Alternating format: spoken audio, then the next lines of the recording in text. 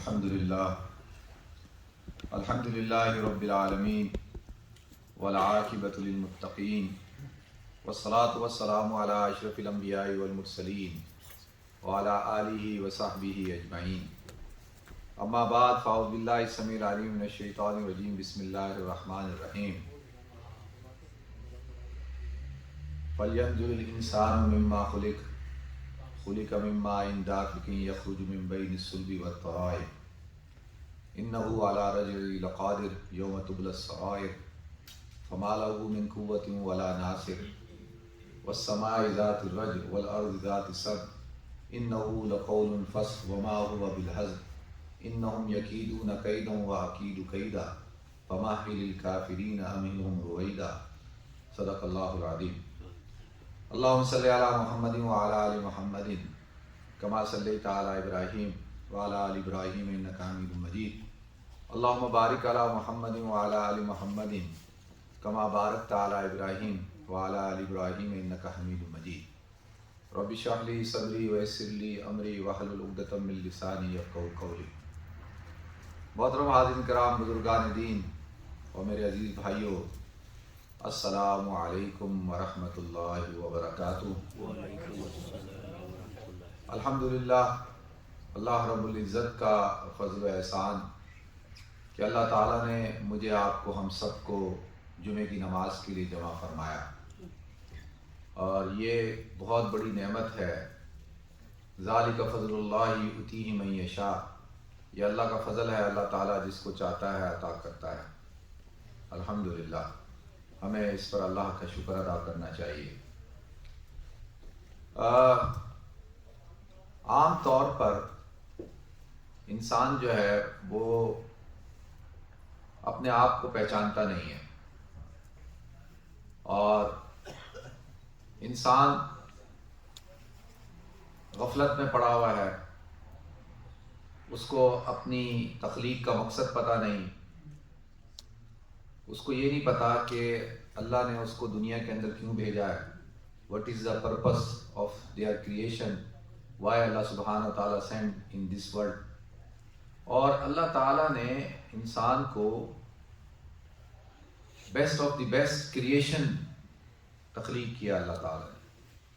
تو میرے دل میں آتا ہے کہ میں آپ حضرات کے سامنے تھوڑا سا انسان کے بارے میں بتاؤں کہ انسان ہے کیا چیز، میں اور آپ کیا ہیں، اللہ نے ہمیں کیوں بھیجا ہے دنیا میں، اور اس کائنات کی تخلیق کا مقصد کیا ہے، وائی اللہ سبحانہ وتعالی کریٹ دس ورلڈ۔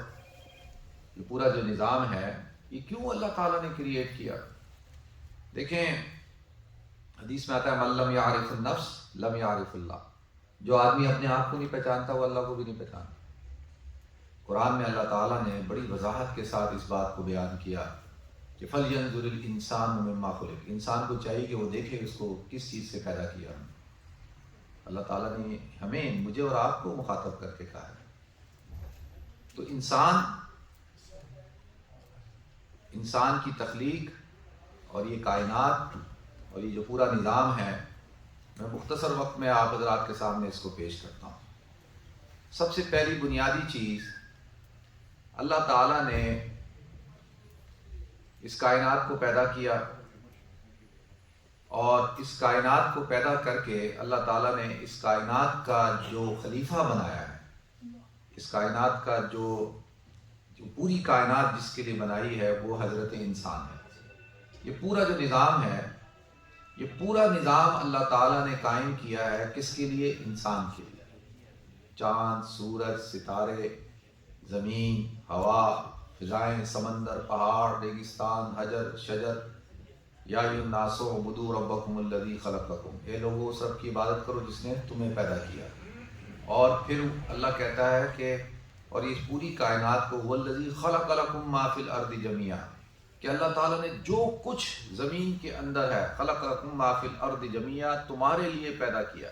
یہ سب کچھ کس کے لیے پیدا کیا؟ انسان کے لیے پیدا کیا۔ تو سب سے پہلی چیز انسان۔ دیکھیں، اگر ہم اس عالم، پوری کائنات کو ہم تین اسٹیجز پہ رکھتے ہیں۔ اللہ تعالیٰ نے یہ جو پورا نظام بنایا نا، پوری دنیا بنائی، یہ عالم اور آخرت، یہ سب اس کو 3 حصوں میں رکھیں، 3 اسٹیپ، 3 منازل ہیں، 3 مراحل ہیں۔ سب سے پہلا مرحلہ کیا ہے کہ تمام کے تمام انسان، ان کی جو روحیں ہیں وہ سب کی سب کہاں رہتی ہیں؟ ان کا مقام کیا ہے؟ عالم ارواح۔ کائنات کے اندر جس انسان یعنی حضرت آدم علیہ السلام کی روح سے لے کے کائنات میں جو سب سے آخری انسان پیدا ہوگا، ان سب کی ارواح کا مقام کون سا ہے؟ عالم ارواح۔ اللہ تعالیٰ نے کہاں رکھا ہے ان کو؟ عالم ارواح میں۔ میں اور آپ بھی وہاں تھے، آپ کو یاد ہے؟ نہیں یاد؟ حضرت علی رضی اللہ تعالیٰ عنہ سے پوچھا کہ آپ کو عالم ارواح کے بارے میں پتہ ہے؟ تو حضرت علی نے فرمایا کہ مجھے یہ بھی پتا ہے کہ میرے دائیں طرف روح کون سی تھی اور بائیں طرف روح کون سی تھی۔ ہم تو آ کے غفلت میں پڑ گئے نا، ہمارا دماغ تو بالکل ایسے ہے کہ بس سمجھیں کچھ کل کی چیز یاد نہیں رہ رہی، یہ حال ہو گیا ہے کہ کل کی بات جو ہے وہ یاد نہیں رہتی۔ تو اب یہ وہ پہلا عالم ہے جس کو عالم ارواح کہتے ہیں۔ کیا کہتے ہیں؟ عالم ارواح کہتے ہیں۔ اور اللہ تعالیٰ نے تمام عالم ارواح میں تمام روحوں سے اس بات کا عہد لیا تھا کہ وَإِذْ أَخَذَ رَبُّكَ مِن بَنِي آدَمَ مِن ظُهُورِهِمْ ذُرِّيَّتَهُمْ وَأَشْهَدَهُمْ عَلَىٰ أَنفُسِهِمْ أَلَسْتُ بِرَبِّكُمْ قَالُوا بَلَىٰ شَهِدْنَا، کہ سب نے یعنی سارے انسانوں کی جو ارواح تھی ان سے اللہ نے عہد لیا تھا کہ جب تم دنیا میں تمہیں بھیجتا جاؤں گا جیسے جیسے تمہارا وقت آئے گا، لیکن تم نے کس کو رب ماننا ہے؟ کیا میں تمہارا رب نہیں؟ الستو بربکم، کیا میں تمہارا رب نہیں؟ سب نے کہا قالوا بلا شہیدنا، کہ ہم سب اس بات کی شہادت دیتے ہیں کہ آپ ہمارے رب ہیں۔ اچھا، یہ جو روح ہے نا، روح یہ جسم ہے، جسم مرکب ہے کتنی چیزوں کا؟ 3 چیزوں کا۔ کتنی چیزوں کا؟ 3 چیزوں کا۔ سب سے پہلے ہمارا یہ جسم ہے، یہ جسم ہمیں نظر آ رہا ہے گوشت پوست کا، یہ ہمارا جسم ہے۔ دوسرا اس کے اندر کیا ہے؟ روح ہے۔ کیا ہے؟ روح ہے۔ تیسری چیز کیا ہے اس کے اندر؟ نفس ہے۔ تیسری چیز کس کو کہتے ہیں؟ نفس کہتے ہیں۔ نفس کیا کرتی ہے؟ خواہشات جو ہے وہ انسان کو، امنگیں، خواہشات، خیالات، یہ ساری چیزیں، یہ سب کس کی چیزیں ہیں؟ ساری نفس کی چیزیں ہیں۔ اب یہ 3 چیزیں ہیں انسان کی، تو ایک ہو گیا انسان کا جسم، ایک ہو گیا انسان کی روح، اور تیسری چیز کیا ہو گئی؟ انسان کی نفس۔ جسم کی ایک ہی قسم ہے، سب کا جسم ایک جیسا ہوگا۔ سارے انسان دنیا کے اندر جہاں بھی انسان پیدا ہوگا نا، چاہے افریقہ میں پیدا ہو، چاہے وہ امریکہ میں پیدا ہو، doesn't matter, he born in Africa, in Asia, in Japan, in America, in Canada, whatever his colour is, یہ نہیں ہے کہ سارے انسان ایک جیسے ہوتے ہیں۔ ایسا ہی ہے نا، جو گورے ہیں نا، یہ بھی ہماری طرح انسان ہے، یہودی بھی ہماری طرح انسان ہے، ٹھیک ہے نا۔ تو جو روح ہوتی ہے، روح کیا چیز ہے؟ روح امر ربی ہے، اللہ کا امر ہے، اللہ کا حکم ہے۔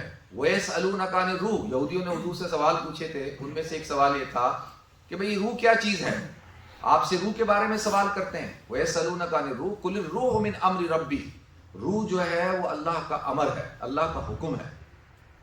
وَمَا أُوتِيتُم مِّنَ الْعِلْمِ إِلَّا قَلِيلًا، ہم نے تمہیں علم نہیں دیا مگر تھوڑا سا۔ اب وہ تھوڑا سا کیا ہے؟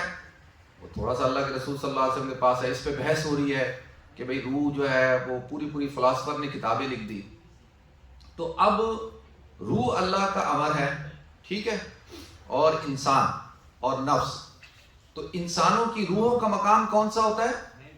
انسانوں کی روحوں کا مقام کون سا؟ ابھی بتایا میں نے آپ حضرات کو، عالم ارواح۔ تو یہ بات سمجھ میں آئی، عالم ارواح میں روحیں رہتی ہیں۔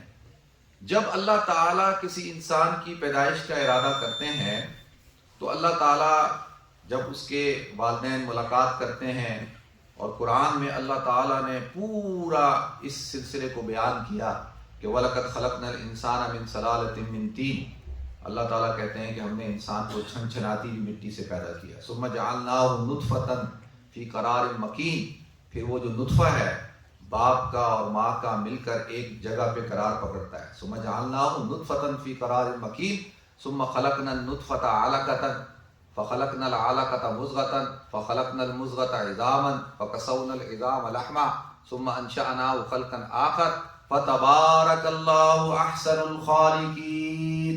یہ پورا پروسیس بتایا. مٹی کیا؟ مٹی سے پیدا کیا. سب سے پہلے کس کو مٹی سے پیدا کیا اللہ تعالیٰ نے؟ حضرت آدم علیہ السلام کو. آدم علیہ السلام کو اللہ تعالیٰ نے کس سے پیدا کیا؟ مٹی سے پیدا کیا. اب آپ اور میں کہتے ہیں، یہ بچہ بیٹھا ہوا یہ کہہ کے جی آپ کہتے ہیں کہ انسان کو مٹی سے بنایا، لیکن میرا تو جسم میں مٹی نہیں ہے، یہ تو گوشت پوست ہے، مٹی کہاں سے آ گئی؟ تو اس کی اصل کیا ہے؟ وہ مٹی ہے. وہ کیسے ہے؟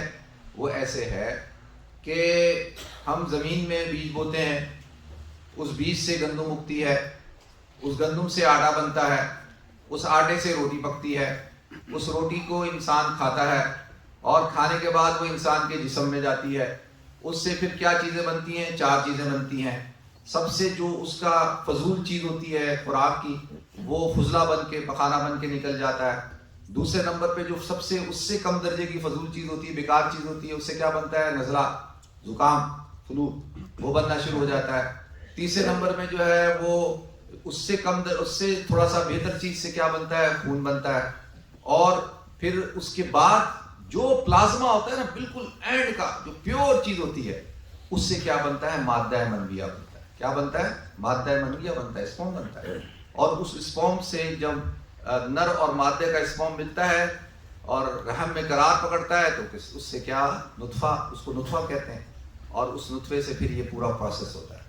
اللہ کہتا ہے نطفہ بنتا ہے، پھر نطفہ مضغہ بنتا ہے، یہ سارا پروسیس بن کے پھر کیا ہوتا ہے؟ 9 مہینے بعد وَوَضَعَتْهُ كُرْهًا وَحَمْلُهُ وَفِصَالُهُ 30 شهرًا. قرآن کہتا ہے کہ پھر ماں جو ہے وہ اس بچے کو جنتی ہے. یہ پورا پروسیس ہے نا.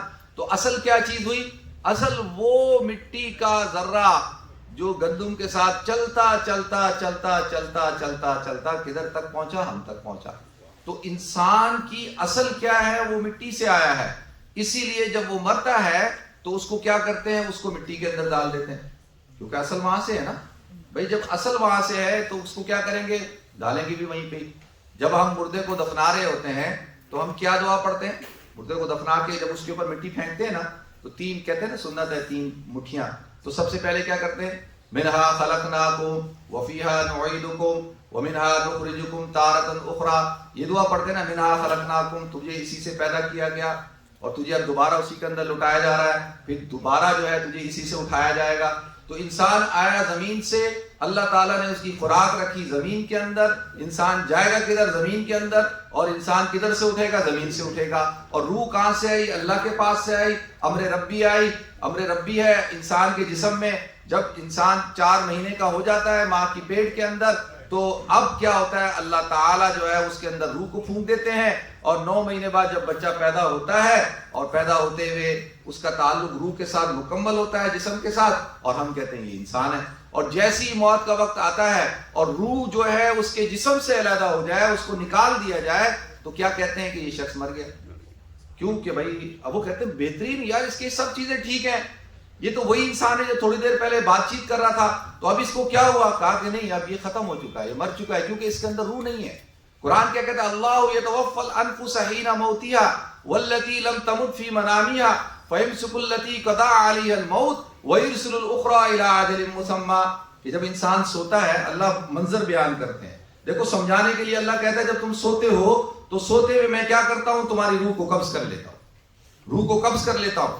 اور جن لوگوں کی زندگی ہوتی ہے، روح دوبارہ آتی ہے، ہم اٹھتے ہیں، روح دوبارہ جسم میں ہوتی ہے. اور کچھ لوگ ہوتے ہیں ان کی روح دوبارہ جسم میں نہیں آتی اور وہ جسم سے بالکل منقطع ہو جاتی ہے، تو اس کو کیا کہتے ہیں؟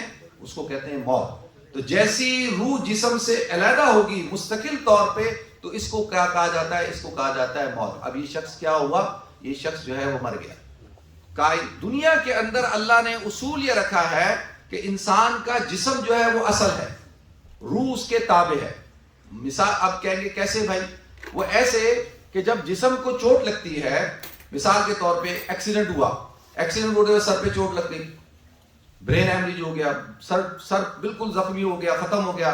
اب کیا ہوا جی؟ اس کا دماغ پھٹ گیا ہے، تو یہ کیا ہوا؟ اس کو برین ہیمریج ہو، مر گیا. تو جسم کے اوپر جیسی چوٹ لگے گی، اگر وہ چوٹ برداشت والی ہوتی ہے تو جسم اور روح جو ہے وہ کیا کرتے ہیں؟ جسم روح کے ساتھ مقابلہ کرتا ہے. لیکن جیسے ہی انسان کا جسم کمزور ہو جاتا ہے، چاہے وہ بڑھاپے کی وجہ سے ہو جائے، چاہے وہ کینسر کی وجہ سے ہو جائے، چاہے وہ بیماری کی وجہ سے ہو جائے، چاہے وہ کسی حادثے کی وجہ سے ہو جائے، تو روح جو ہے کمزور جسم کے اندر نہیں رہ سکتی، تو روح کیا ہوتی ہے، پھر اس سے اپنا تعلق ختم کر لیتی ہے۔ اب وہ ختم ہو گیا تو بس اس کو کہتے ہیں موت۔ ٹھیک ہے جی، یہ بات سمجھ میں آئی آپ حضرات کے؟ تو یہ اللہ تعالیٰ نے کیا رکھا، پہلا جو مرحلہ ہے، پہلی جو سٹیج ہے وہ ہے عالم ارواح۔ تو عالم ارواح سے اللہ تعالیٰ جیسے جیسے جس کا وقت آتا رہتا ہے اس کو اس کے جسم کے ساتھ بھیجتے رہتے ہیں، اللہ بھیجتے رہتے ہیں، اور انسان دنیا میں آتے رہتے ہیں۔ اب عالم ارواح کے بعد دوسری جو سٹیج ہے، دوسری جو منزل ہے، اس کو کیا کہتے ہیں، عالم دنیا، جس میں اور آپ رہتے ہیں۔ اس کے کتنے مراحل ہیں؟ اس کے 2 مراحل ہیں۔ پہلا مرحلہ ہے عالم رحم، انسان ماں کے پیٹ کے اندر پرورش پاتا ہے 9 مہینے تک۔ ٹھیک ہے، ابھی اگر میں پوچھوں آپ سے کہ آپ کو اپنا وہ 9 مہینے کا وقت یاد ہے؟ مجھے یاد ہے کہ جب ہم اپنی ماں کے پیٹ میں تھے، یاد ہے؟ کوئی یاد؟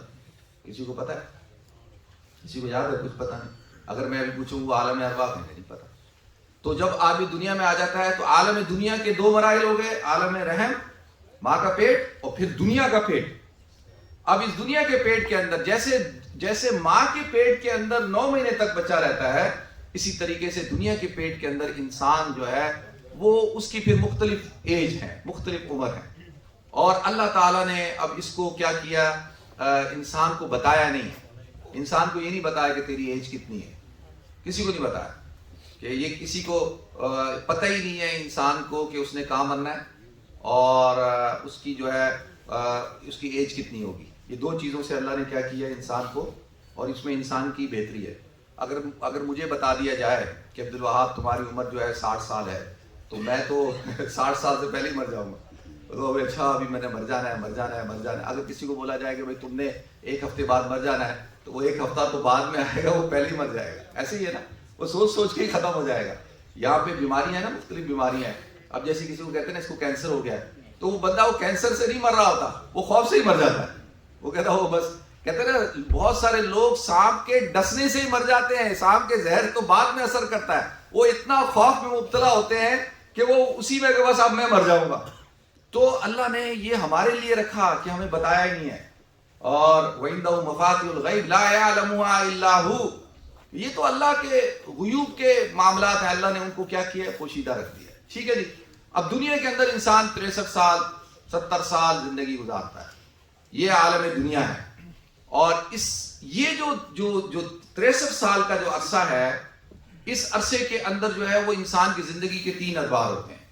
ایک دور ہوتا ہے نابالغی کا، 15 سال سے کم کا، جب بچہ پیدا ہوا 15 سال کی عمر تک وہ کہتے ہیں نابالغ ہے۔ ہم کہتے ہیں نا، کیا کہتے ہیں اردو میں، یہ کہتے ہیں نا، اب کیا کہتے ہیں کہ یہ بچہ کیا ہو گیا ہے 15 سال کی عمر میں، کیا کہتے ہیں بالغ ہو گیا۔ بالغ کا کیا مطلب ہوتا ہے، بلغ یبلغ کا مطلب ہوتا ہے پہنچ جانا، یعنی اب یہ شعور کی عمر کو پہنچ گیا ہے، اب اس کے اوپر نماز بھی فرض ہے، زکوٰۃ بھی فرض ہے، اگر پیسے والا ہے روزہ بھی فرض ہے، سب کچھ فرض ہے۔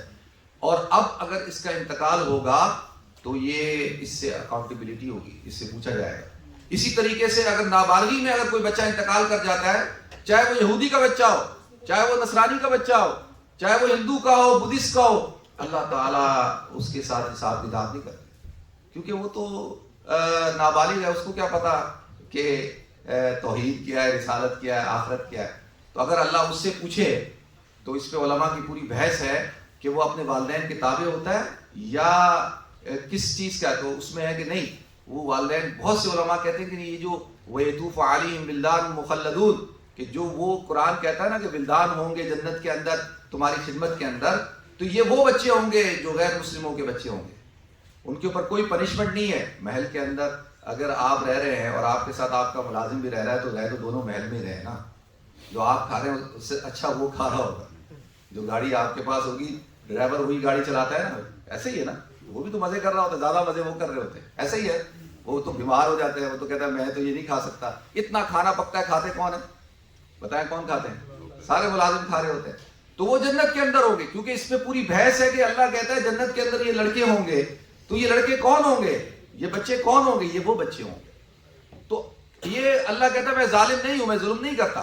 تو یہ 15 سال کی عمر ہوتی ہے انسان کی، پھر 15 سال سے لے کر یہ جو 30 سال تک کی عمر ہوتی ہے نا، یہ ہوتی ہے، اس کو کہتے ہیں بڑی خطرناک عمر ہوتی ہے۔ اس کے اندر انسان جو ہے وہ غفلت میں پڑا ہوتا ہے، جوانی میں اس کے ہارمونز چینج ہو چکے ہوتے ہیں، اس کو لڑکا ہے تو لڑکیاں پسند آ رہی ہوتی ہیں، لڑکیاں ہیں تو اس کو لڑکے پسند آ رہے ہوتے ہیں، اور یہ فطری بات ہے۔ اگر اللہ نے اگر ایسا اٹریکشن نہ رکھی ہو، دیکھیں اگر اللہ نے عورت میں اٹریکشن نہ رکھی ہو تو پھر کوئی شادی کرے گا؟ کوئی بھی نہیں کرے گا. پھر بچے کہاں سے پیدا ہوں گے؟ یہ سوچنے کی بات ہے نا. آپ کو بھوک لگتی ہے تو آپ کھانا کھاتے ہیں نا، بھوک نہ لگے تو آپ کھانا کھائیں گے؟ نہیں کھائیں گے. پیاس لگتی ہے تو پانی پیتے ہیں نا، اگر پیاس نہ لگے تو پانی پیئیں گے؟ نہیں پیئیں گے. اسی طرح سے اگر خواہش پیدا نہیں ہوگی تو جب خواہش پیدا نہیں ہوگی تو پھر شادی نہیں ہوگی، شادی نہیں ہوگی تو اولاد کہاں سے ہوگی؟ ایسے ہی ہے نا. تو یہ اللہ تعالیٰ نے یہ سب چیزیں رکھی ہیں. اور اس میں دیکھیں سب سے پہلی چیز اللہ کیا بیان کرتا ہے؟ زُيِّنَ لِلنَّاسِ حُبُّ الشَّهَوَاتِ مِنَ النِّسَاءِ، کہ ہم نے لوگوں کے لیے شہوات کی محبت رکھ دی ہے. اور اس میں سب سے پہلی چیز کیا رکھی ہے؟ عورتوں کی محبت. اگر مرد کے اندر عورت کی محبت نہ ہو تو یہ نظام نہیں چل سکتا. یہ کائنات ہے نا، یہ ہم سب بیٹھے ہوئے ہیں نا، تو ہم ایسے بیٹھے ہوئے نہ ہو. تو اب کیا ہے کہ یہ جو 15 سال سے لے کے 30 سال کی عمر ہوتی ہے، یہ بہت سینسیٹیو ایج ہوتی ہے. اور اس ایج کے اندر انسان جوان ہوتا ہے، وہ بس لگا ہوا ہوتا ہے پوری دنیا فتح کرنی ہے. اب چلتے چلتے پھر 30 سال کی عمر میں تھوڑا ٹھہراؤ ہوتا ہے، پھر 40 سال کی عمر بہت اہم ہوتی ہے. تمام کے تمام انبیاء کرام کو اللہ تعالیٰ نے جو نبوت کا جو تاج پہنایا ہے وہ 40 سال کی عمر میں پہنایا. تو 40 سال کی عمر میں انسان کے اعضاء پورے مکمل ہو چکے ہوتے ہیں، اور انسان جو ہے وہ عقلی طور پہ بھی بالکل وہ ہو چکا ہوتا ہے. تو اب 40 سال سے لے کے یہ جو عرصہ ہے نا 60 سال کا، 63 سال، حضور نے فرمایا نا میری امت کی ایوریج ایج جو ہے وہ 63 سال ہے. تو یہ جو 23 سال ہوتے ہیں نا، اس کو کہتے ہیں عرفانی دور. کیا کہتے ہیں؟ عرفانی دور. عرفانی دور کا مطلب یہ ہے کہ اب اس کے اندر انسان جو ہے وہ بہت ساری چیزوں کو سمجھ چکا ہوتا ہے، بہت سارے معاملات سمجھ چکا ہوتا ہے، جوانی کا جوش بھی کم ہو چکا ہوتا ہے، بہت ساری چیزیں اس کے سامنے آ چکی ہوتی ہیں. تو اب وہ اس کے اندر وہ طے کرتا ہے کہ میں نے اپنی زندگی کو کس طرف لے کے جانا ہے. کیا اس نے شیطانی زندگی اختیار کرنی ہے یا رحمانی زندگی اختیار کرنی ہے؟ کس طرف جانا ہے؟ اب یہ انسان کی زندگی کے 3 ادوار اللہ نے بیان کیے. ٹھیک ہے. پھر اس کے بعد کیا ہے؟ اب جب یہ عالم دنیا ہے، عالم دنیا کے اندر اللہ تعالیٰ نے انسان کو مکلف بنایا ہے، اللہ تعالیٰ نے اس کو پابند کیا ہے، اللہ تعالیٰ نے اس کو جو ہے وہ شریعت کا پابند کیا ہے، دین کا پابند کیا ہے. اللہ تعالیٰ کہتے ہیں تبارک الذی بیدہ الملک وہو علی کل شیء قدیر الذی خلق الموت والحیات لیبلوکم ایکم احسن عملا. کہ پاک ہے وہ ذات تبارک الذی بیدہ الملک جس کے پاس کائنات کی بادشاہت ہے اور وہ ہر چیز پر قادر ہے. الذی خلق الموت والحیات، اس نے موت کو پیدا کیا، زندگی کو پیدا کیا، اس لیے پیدا کیا کہ لیبلوکم ایکم احسن عملا، تاکہ وہ دیکھے کہ تم میں سے کون بہترین عمل کر کے آتا ہے. یہ اللہ تعالیٰ نے مقصد بتایا زندگی، حیات، موت کا. اب یہ 63 سالہ زندگی میں 15 سال وہ آپ نکال دیں، پھر اس میں سے آپ جو دن کے اندر 24 گھنٹے کے اندر 8 گھنٹے آپ سوتے ہیں اس کو آپ نکال دیں، اور پھر آپ جو ہے وہ بہت سارے کام کرتے ہیں دن کے اندر، کتنی چیزیں کرتے ہیں، جاب کرتے ہیں، کاروبار کرتے ہیں، اس کو نکال دیں، بچوں کے ساتھ بیٹھتے ہیں، کھانا کھاتے ہیں، یہ کرتے ہیں، تو آپ کو اللہ کے لیے کتنا ٹائم ملتا ہے؟ تھوڑا سا عبادت کتنی، کیا 5 وقت نماز پڑھنی ہے، کتنا ٹائم لگے گا پورے دن کے اندر؟ اگر 10 منٹ لگائے جائیں فجر، ظہر، عصر، مغرب، عشاء، تو کتنا ٹائم بنتا ہے؟ اور اگر 10 منٹ اور لگا دیجیے تو 1 گھنٹہ. پورے دن میں اللہ تعالیٰ 1 گھنٹہ تو مطالبہ کرتا ہے ہم سے کس چیز کا؟ عبادت کا، جو فرض ہے. باقی تو مومن کی ساری زندگی عبادت ہوتی ہے، اس کا چلنا پھرنا ہر چیز عبادت ہوتی ہے. تو اب یہ عالم دنیا ہے. عالم دنیا کے اندر پھر اللہ تعالیٰ نے کیا رکھا؟ اب عالم دنیا کا اختتام کب ہوتا ہے؟ موت کے ساتھ ہوتا ہے. کس کے ساتھ ہوتا ہے؟ موت کے ساتھ ہوتا ہے. اچھا جی، موت کیا چیز ہے؟ میں نے آپ کو بتایا موت کیا ہے. موت جو ہے روح کا جسم سے بالکل تعلق منقطع ہو جائے، روح جسم کو چھوڑ دے، اس کو کیا کہتے ہیں؟ موت کہتے ہیں. ہماری اردو زبان کے اندر کہتے ہیں انتقال کر جانا. انتقال کا مطلب کیا ہوتا ہے؟ کہ ایک شخص جو ہے وہ منتقل ہو گیا، وہ عالم دنیا سے عالم آخرت میں چلا گیا. اب عالم آخرت کے 3 اسٹیج ہیں، 3 منازل ہیں. کتنی منازل ہیں؟ 3 منازل ہیں. سب سے پہلی منزل ہے عالم قبر، جس کو کیا کہتے ہیں؟ عالم برزخ بھی کہتے ہیں. کیا کہتے ہیں؟ عالم قبر یا عالم برزخ. قرآن کیا کہتا ہے؟ وَمِن وَرَائِهِمْ بَرْزَخٌ إِلَىٰ يَوْمِ يُبْعَثُونَ، کہ جب اللہ دوبارہ اٹھائے گا تو دوبارہ اٹھانے تک انسان کہاں پہ رہے گا؟ برزخ میں رہے گا. کہاں پہ رہے گا؟ برزخ میں رہے گا. ابھی کچھ دن ہوا ایک دوست نے سوال پوچھا مجھ سے، وہ پروگرام میں کسی نے کال کر کے پوچھا. اس نے کہا جی یہ جو ہم برزخ میں رہیں گے تو برزخ میں ہماری کیا حالت ہوگی، ہمارا جسم کیسا ہوگا، کیا کیفیت ہوگی؟ تو اور قبر کے اندر جو ہے کیا معاملات پیش آئیں گے. تو میں نے ان کو کہا کہ دیکھو یہ ساری چیزیں جو ہے نا امور غیوبات میں سے. امور غیوبات آپ سمجھتے ہیں؟ غیب آپ سمجھتے ہیں؟ نہیں سمجھتے. جنت آپ نے دیکھی ہے؟ جہنم دیکھی ہے آپ نے؟ نہیں دیکھی. اب حشر کا میدان قائم ہوگا، برزخ ہوگی، تو ہم نے سب دیکھی تو نہیں ہے، ابھی تو ہوگا نا سب کچھ. حضور نے بیان کیا نا، قرآن کہتا ہے الذین یؤمنون بالغیب، کہ مومن وہ ہے جو غیب کے اوپر ایمان لائے. مثال کے طور پہ کسی آدمی کو آپ دفناتے ہیں، ایک مومن کو دفناتے ہیں، ایک کافر کو دفناتے ہیں، اور سی سی ٹی وی کیمرہ لگا دیں اندر، ٹھیک ہے، اس کی قبروں میں کیمرے لگا دیں اور لگا کے ہم سب بیٹھ کے دیکھیں بھائی ہاں بھائی اب قبر میں کیا ہو رہا ہے، قبر کے اندر کیا ہو رہا ہے، مسلمان کی قبر میں کیا ہو رہا ہے اور غیر مسلم کی قبر میں کیا ہو رہا ہے. کچھ نظر آئے گا آپ کو؟ کچھ نظر آئے گا؟ کچھ بھی نظر نہیں آئے. یہ ایسے ہی ہے جیسا کہ دو بندے سو رہے ہوں، ایک کمرہ ہو، ایک کمرے میں دو بیڈ ہوں، ایک بیڈ پہ مسلمان سو رہا ہے اور ایک بیڈ پہ کون سو رہا ہے؟ کافر سو رہا ہے. مسلمان خواب میں دیکھ رہا ہے، وہ مزے کر رہا ہے، گھوم رہا ہے، پھر رہا ہے، کھا رہا ہے، پی رہا ہے، عیش کر رہا ہے. آپ لوگ خوابوں میں مزے کرتے ہیں یا صرف جاگتے ہوئے مزے کرتے ہیں؟ کرتے ہیں. خوابوں میں کبھی مزے کیے یا صرف جاگتے ہوئے مزے کرتے ہیں؟ خوابوں میں کیسے آدمی کدھر رات کو کہاں پہنچ کے آ رہا ہوتا ہے، اور ایک شخص ہو دوسرا اس کو خواب میں پٹائی ہو رہی ہو. آپ کے کبھی خواب میں پٹائی ہوئی ہے؟ نہیں ہوئی یار، ہوئی ہوگی. خواب میں پٹائی ہو رہی ہے، خواب میں آدمی کو کوئی گلا دبا رہا ہے، ہوتا ہے ایسا، ڈرانا خواب آ رہا ہے، آدمی پتہ نہیں عجیب سی کیفیت میں.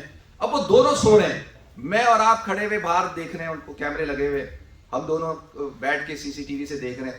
اب وہ دونوں اٹھتے ہیں اور اٹھنے کے بعد یہ کہتا ہے میرا تو خواب بہت اچھا تھا، آج تو میں ماشاءاللہ جو ہے میں نے بڑے مزے کیے. ایک لطیفہ سنا دوں آپ حضرات. ہمارے مشتاق یوسفی صاحب ہیں، بڑے شاعر ہیں، تو وہ یہ آپ حضرات کی شاید اس لیے سمجھ میں نہیں آئے گا، پہلے سے میں ایک بات بتا دیتا ہوں. حوروں کا ہے نا، ہمارے یہاں حور ہوتی ہیں، ہے نا، حوروں کا کانسیپٹ ہے نا.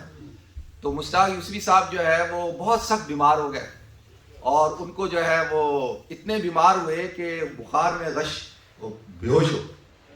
اب بیہوش ہوئے، اب جب وہ ہوش میں آئے تو ایک دم گھبرا کے، ان کی بیوی سامنے کھڑی تھی، گھبرا کے کہتے ہیں کہ وہ میں کہاں ہوں؟ لگتا ہے میں جنت میں ہوں. تو بیوی کہتی نہیں آپ جنت میں نہیں ہیں، کیونکہ میں آپ کے سامنے کھڑی ہوں. جنت میں تو حوریں کھڑی ہوں. وہ کہتی تھی آپ جنت میں نہیں ہیں کیونکہ میں آپ کے سامنے کھڑی ہوں. تو اب جو ہے وہ اب دیکھیں کیا ہوگا کہ اب وہ دونوں اپنی کہانیاں سنا رہے ہیں. وہ کہہ رہے ہیں میرے ساتھ رات کو یہ خواب میں یہ سب کچھ ہوا. وہ کہتا ہے میرے ساتھ ہوا. ہم کہتے ہیں یار ہم نے تو نہیں دیکھا. ہم نے یار پوری ریکارڈنگ کی ہے، تم دونوں سو رہے تھے، ہم نے تو کچھ بھی نہیں دیکھا. وہ کہے گا بھائی وہ میں سارا خواب میں ہے، کیونکہ وہ غیوبات میں سے ہے نا. تو یہ جو آخرت ہے یہ امور غیوبات میں سے ہے. حضور نے فرمایا آپ جو ہے وہ قبرستان سے گزر رہے، آپ نے دیکھا کہ قبرستان کے اندر دو افراد کو عذاب ہو رہا ہے، تو آپ نے فوراً جو ہے وہ ایک حدیث میں آتا ہے ایک ٹہنی اتار کے لگائی اور ان کے لیے دعا کی اور کہا کہ ان کو اس لیے ایک کو عذاب ہو رہا ہے، ایک پیشاب کے قطروں سے نہیں بچتا تھا، ایک چغل خوری کرتا تھا. پھر دوسرا حضور نے فرمایا کہ میں چاہوں تو میرا دل چاہتا ہے کہ میں تمہیں یہ عذاب سنوا دوں، دکھا دوں، لیکن مجھے اس بات کا خوف ہے کہ تم لوگ جو ہے اپنے مردے دفنانا چھوڑ دو گے، تم اپنے مردے نہیں دفناؤ گے خوف سے. تو وہ عالم غیب ہے. تو عالم غیب کی سب سے پہلی منزل کون سی ہوتی ہے؟ سب سے پہلی منزل ہوتی ہے قبر، جس کو ہم کیا کہتے ہیں؟ برزخ کہتے ہیں.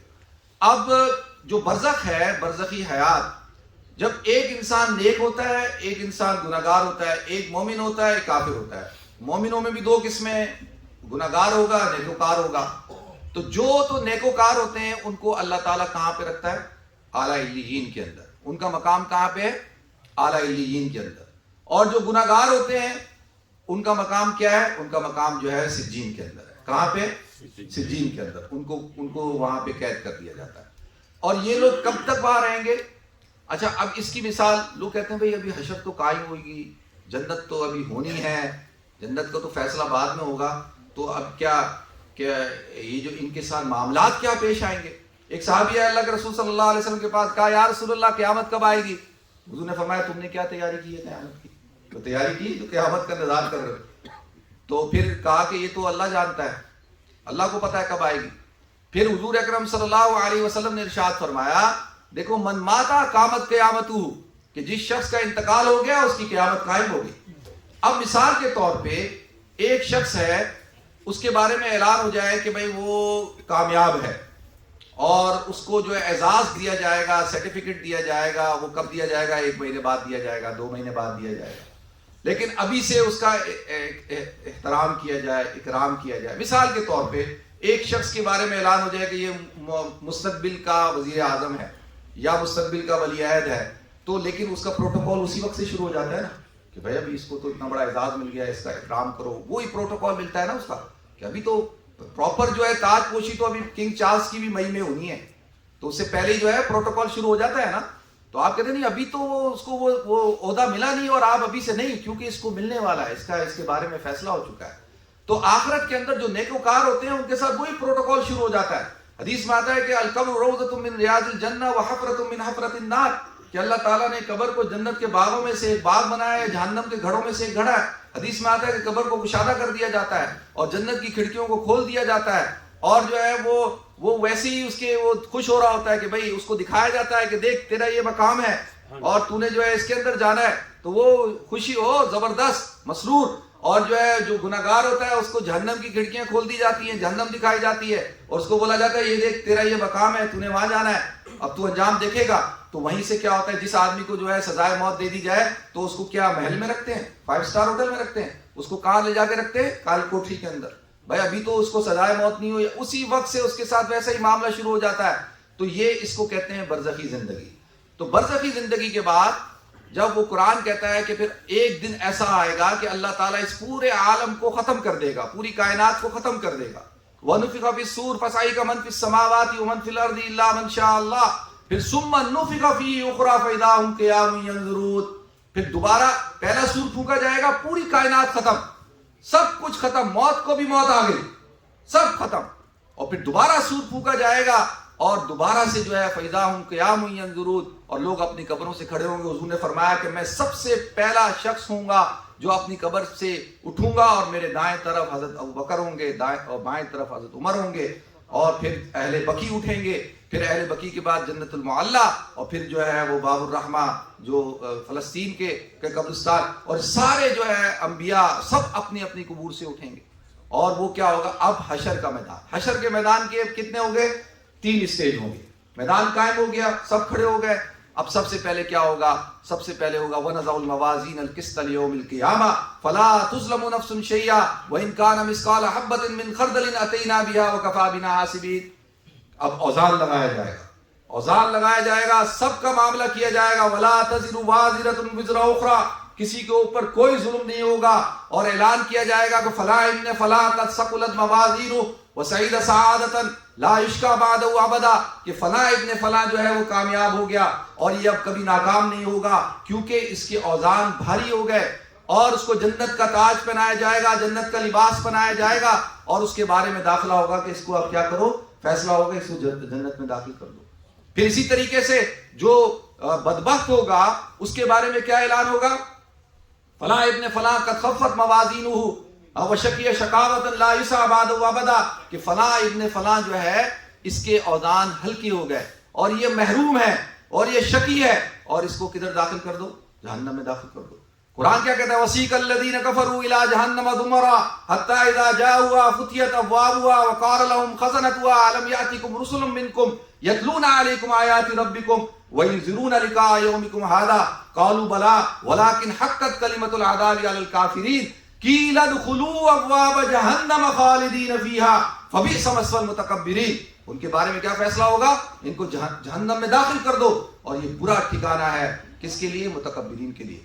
اور جنتیوں متقیوں کے لیے کیا فیصلہ ہوگا؟ وسیق الذین اتقوا ربهم الى الجنة زمرا حتى اذا جاءوها فتحت ابوابها وقال لهم خزنتها سلام علیکم طبتم فادخلوها خالدین وقال الحمد للہ الذی صدقنا وعدہ وأورثنا الارض نتبوأ من الجنة حیث نشاء فنعم اجر العاملین وترى الملائکة حافین من حول العرش یسبحون بحمد ربهم وقضی بینہم بالحق وقیل الحمد للہ رب العالمین.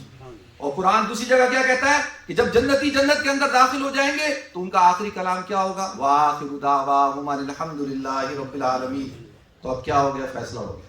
کس چیز کا فیصلہ ہو گیا؟ جنتیوں کا جنت کا، جہنمیوں کا جہنم کا. آخری بات عرض کروں، یہ میں نے ابھی پورا آپ حضرات کو بیان کیا، جو حضرات تو بیچ میں آئے ان کو تو سمجھ نہیں لگی ہوگی میں کیا باتیں کر رہا ہوں. میں نے آپ حضرات کے سامنے انسان کی بالکل ایک ایک چیز کو بیان کر دیا مختصر وقت کے اندر. بس آخری بات کیا ہے کہ قرآن کہتا ہے وَالْآخِرَةُ خَيْرٌ وَأَبْقَىٰ کہ آخرت جو ہے وہ بہتر بھی ہے اور ہمیشہ رہنے والی ہے. یہ بات ہمیں ذہن میں بٹھانی ہے. یہ دنیا کے معاملات جو ہے وہ سارے کے سارے موت کے ساتھ ختم ہو جانے ہیں. موت کے ساتھ کوئی بڑے سے بڑا آدمی ہونا تو وہ بھی موت کے ساتھ سب کچھ ختم. تو یہ اصل چیز ہے. یہ بات ہم نے سمجھنی ہے. بل تؤثرون الحیات الدنیا لیکن اللہ کہتا ہے تم لوگ عجیب لوگ ہو. ہر چیز قرآن نے بیان کر دی لیکن تم لوگ دنیا کی زندگی کو ترجیح دیتے ہو. تو اللہ تعالیٰ مجھے بھی توفیق عطا فرمائے, ہم سب کو توفیق عطا فرمائے اپنی آخرت کی تیاری کرنے کی. وآخر دعوانا الحمدللہ رب العالمین.